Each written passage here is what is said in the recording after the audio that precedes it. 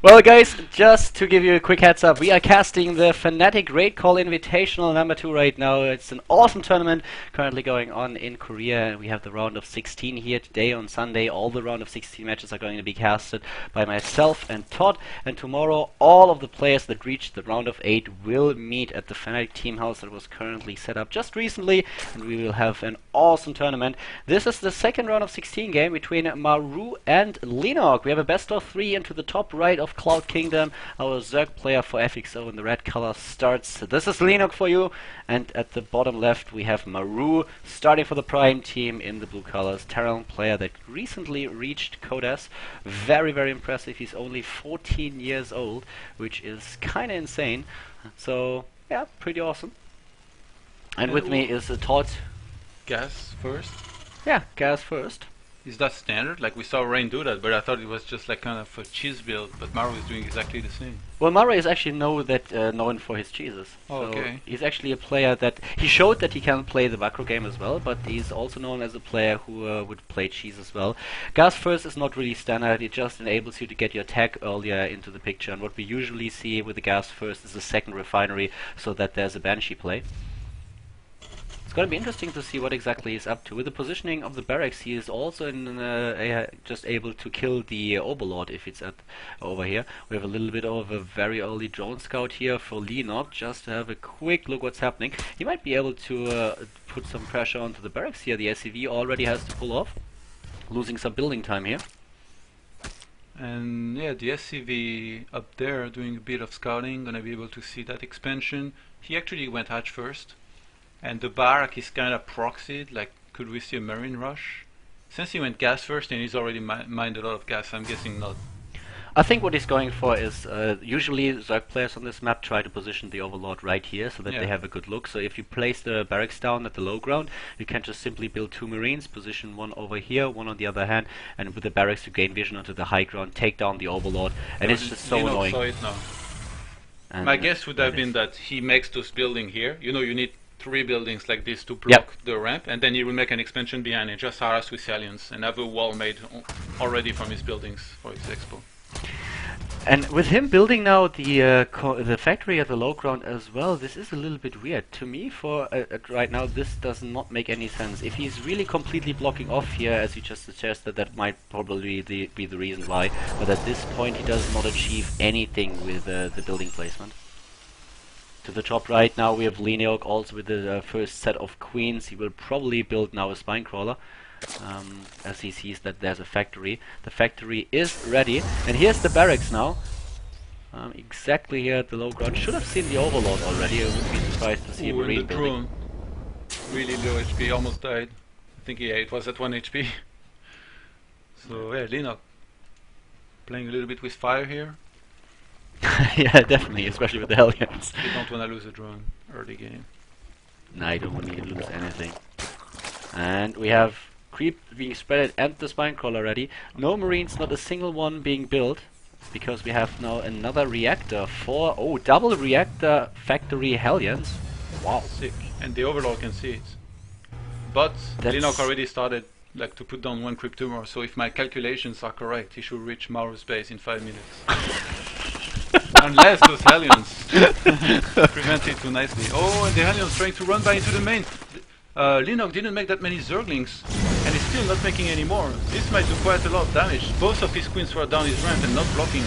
Yeah, the problem that he also has to face is that there is a lot of dead space behind the mineral patches, so at this time he can't even use his drones in order to cut off the pathway of the Hellions, and we have 8 additional drones being built right now, 3 queens still available, and well, Todd already pointed it out. Leenock knows everything. He knows about the build because there's an Overlord, and while Maru is doing exactly what Todd suggested, just walling off with 3 buildings, it's really odd that he shows this. He is showing exactly what he's up to, and this is so weird because the only thing that Leenock has to do right now is to completely wall off. Yeah. But Leenock actually, he didn't panic against those aliens. Why didn't he place the queen there? What the hell was that? They would have gotten in anyway. There was 2 spaces they could enter. Yeah, but he has 3 queens. Yeah. Not sure. Leenock seems really confident against those aliens. He just made queens, barely made any Zerglings, and he just made more drones. He actually has 4 queens, so what exactly is he going to do here? This is so weird. Look how many drones he's already losing. This is just an inferno. He's killing everything. This is way too much. I have no idea what Leenock is doing here. He started perfectly and he knew the aliens were there. He saw them and he is losing so many harvesters. He already lost like 20. This doesn't make any sense at all. Yeah, that's a Korean barbecue right there. Oh, and the queen's gonna be able to block those few aliens. Yeah, these aliens shouldn't get that many kills anymore. Wow, so few drones. Yeah, well, one of the main reasons why they don't get any kills anymore, there are no drones left. 23 kills already. Taking down another set, and just look at it, 22 harvesters to 25, and the expansion is now building for Maru. This is really crazy. This should never have happened. Leenock had 4 queens. He could have blocked this anytime. Yeah, Leenock played really strange. He saw the mass aliens coming, and he just made a lot of drones. It was like he was thinking, you're gonna kill my drones, but I'm gonna have so many that I'm still gonna mine much more than you. It's like the Maru curse. That's exactly what Maru did against Moro, and every single time Moro just left the gap open for him in order to get in there and kill drones. So every time I see Maru control Hellions, they are able to sneak in somehow. I have no idea how he does it. He's a ninja, man. Yeah, it probably just kind of cloaks the Hellions or whatever. And 10 more drones being made. Car pace. Familiar upgrades. He's going full speed now, and finally this is kind of safe, but he has to drone up so hard. He's at 38 to 29, but we already have the second commands and they're nearly done. Yeah, actually Maru didn't make that many SCVs during the push. He should be he should have more, at least 35 SCVs now. Yeah, you're right. He should have built a few more, and at the same time we have double barracks now at the reactor, so he's just switching it a bit. With all those Hellions, he's in a position where he can just ensure that there is no creep spread whatsoever, and that there's no third base being built for Leenock, who's now going for double gas at the expansion and tags 2 layers straight away.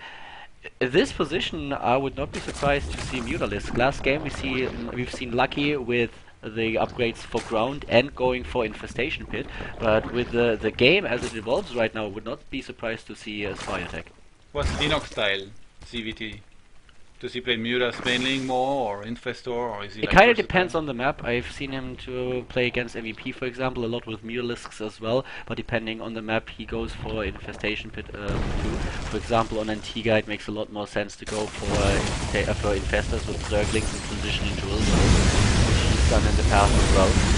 We'll find out as soon as the Spire is done. He could go for both, but given that he's on 2 bases, needs to take down the Hellion somehow, I guess the Spiner is a little bit more likely, because he has to control the map now. There it is.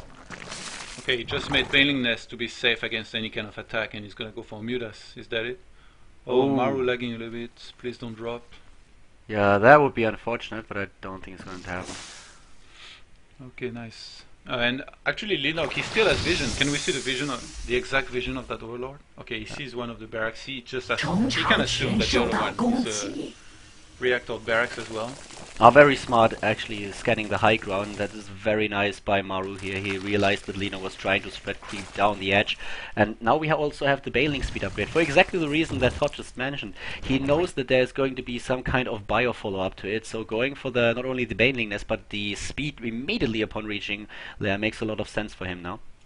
Oh, he's gonna run straight into this base, or at least trying to. The supply depot not there in time. Uh-oh, this could be brutal. Actually, how many Marines does he have? 18 of them, but where are they? They're already moved out, they're dropped onto the high ground. Here they are, the Queens are ready, Lynx and Banelings as well. He needs to back off. Dice Transfuses, one of the Medivacs is already dead, and Leenock with this run by is definitely coming back into those games. Those 2 Medivacs are repairing the shit out of those SCVs, but this is going to look really better for Leenock right now, and there Maru leaves the game. I think he dropped as well. This was a little bit weird, so we have to talk to the players now and see what exactly happened here. Maybe we are going to see a regame. Maru against Leenock. Guys, give us a couple of seconds and then we'll definitely be able to tell you what's going on.